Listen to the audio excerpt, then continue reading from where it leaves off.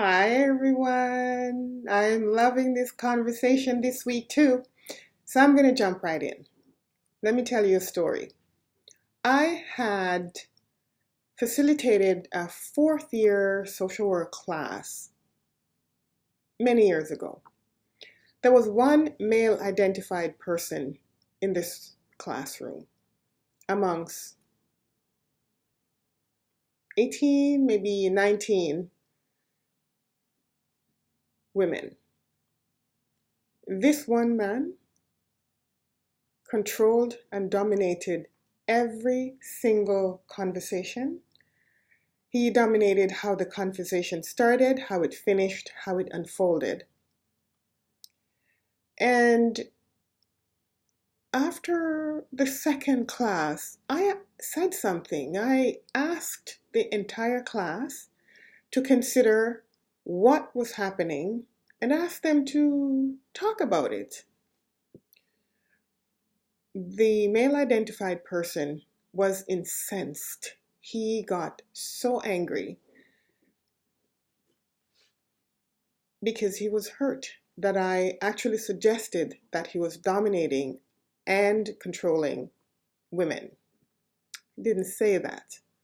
I basically challenged the discourse that was happening in the classroom amongst the women.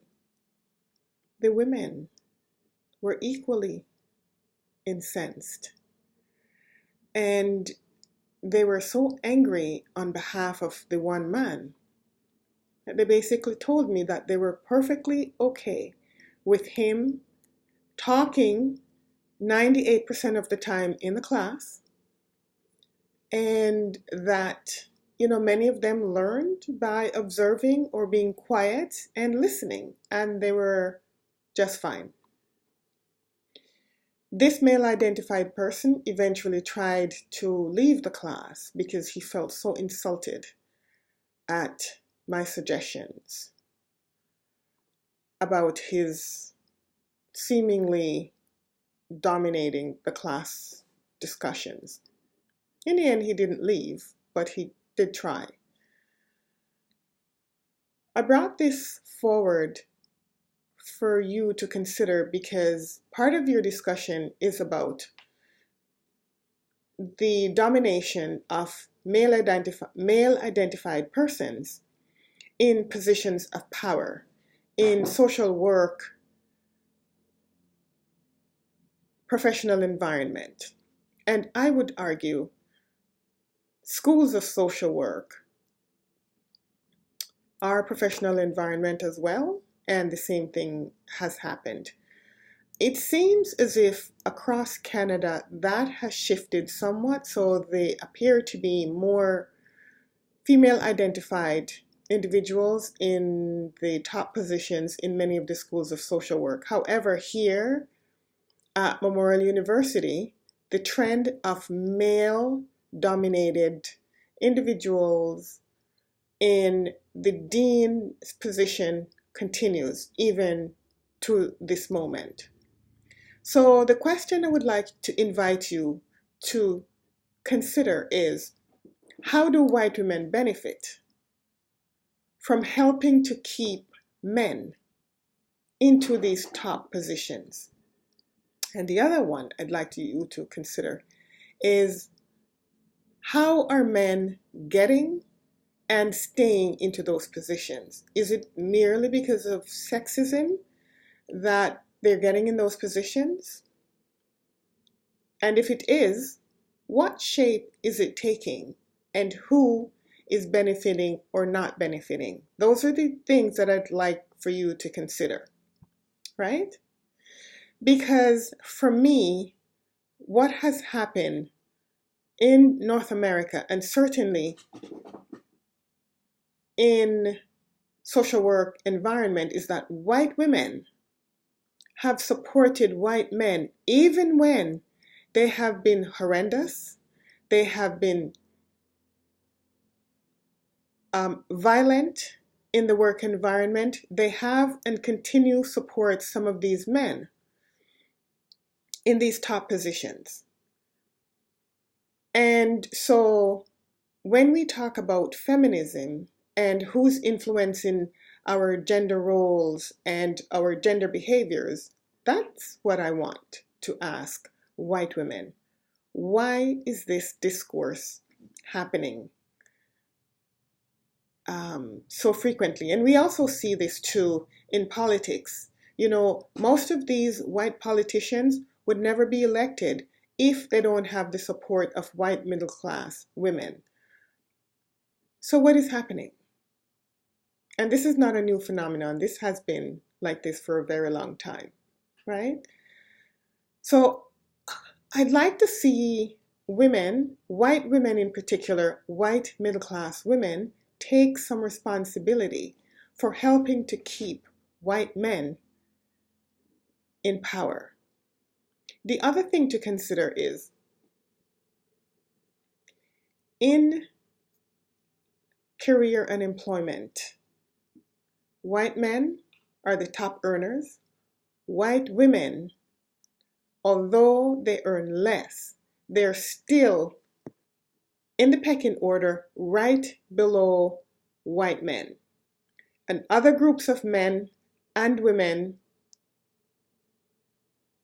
are below white men and women. So here it is again. Who is benefiting and why? Why do we have these kinds of events among women-dominated professions?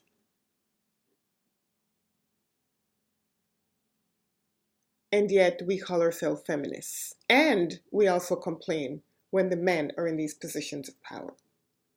The other thing is, when the white women leave these positions of power that they're in, who do they put back in these places?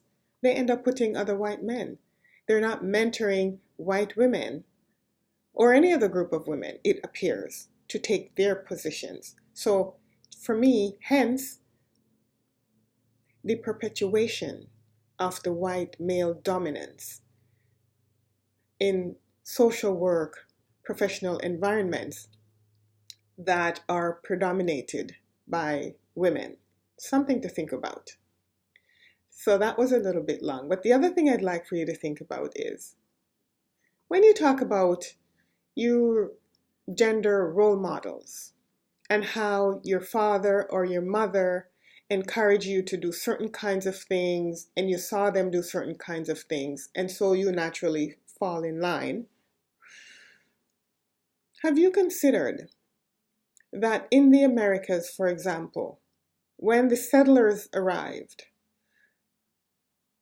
how various groups of indigenous women and indigenous peoples' identity and roles changed with their involvement with the settlers? But also, Black women have always assumed the positions similar to Black men in the slavery economic system.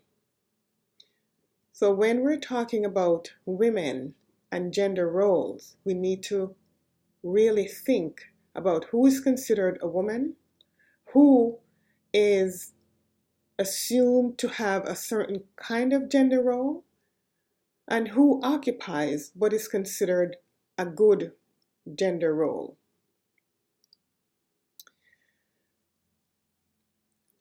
I just want to encourage you to try and get outside your safety zones and think a little bit outside your own lived experiences.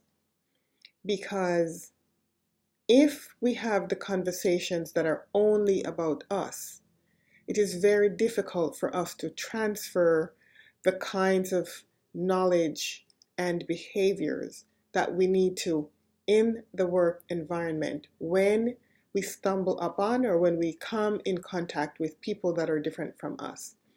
Now, I know that, certainly from the discussions we had at the Institute, I have a good sense that you're trying your best to practice from a critical perspective. What I want to add, though, is when we have these discussions and when we have these discussions and the discussion unfolds in the way that it has been, this is when we need to start checking ourselves and asking, why are these discussions happening the way they are? What is missing? And why is it that we've drifted into this sense of comfortableness in these discussions? I'll leave you with that. Thank you for listening.